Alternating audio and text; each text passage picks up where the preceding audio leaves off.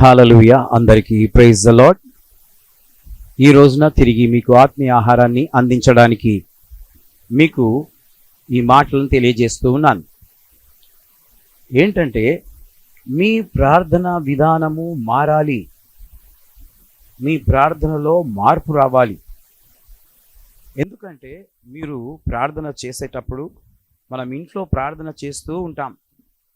అయితే ఎప్పుడు చెప్పేటిదే ఒకే ప్రార్థన చేస్తూ ఉంటాం.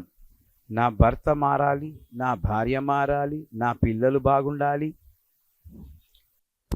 వాళ్ళు బాగుండాలి, వీళ్ళు బాగుండాలి, మా అత్త బాగుండాలి, మా కోడలు బాగుండాలి.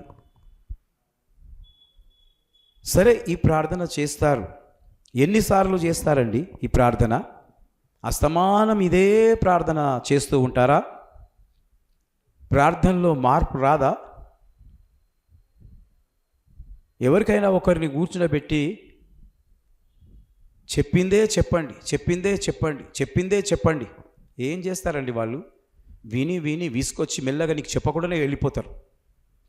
అదేవిధంగా దేవుడు కూడా నీవు అడిగిందే అడుగుతూ ఉంటావు, అడిగిందే అడుగుతూ ఉంటావు, చెప్పిందే చెప్తూ ఉంటావు.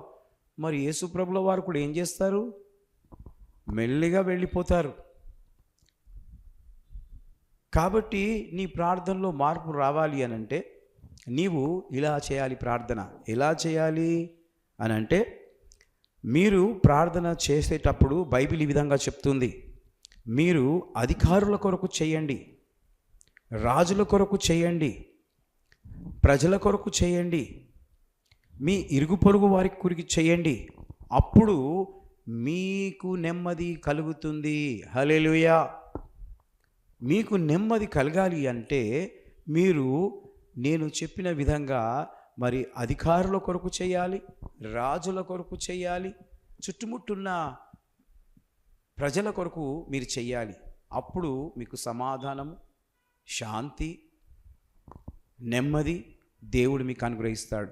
కాబట్టి ఈ రోజున మీ ప్రార్థనలో మార్పు రావాలని ఈ మాటలు చెప్తూ ముగిస్తున్నాను. దేవుడి మాటలు దీవించి ఆశీర్వదించునుగాక.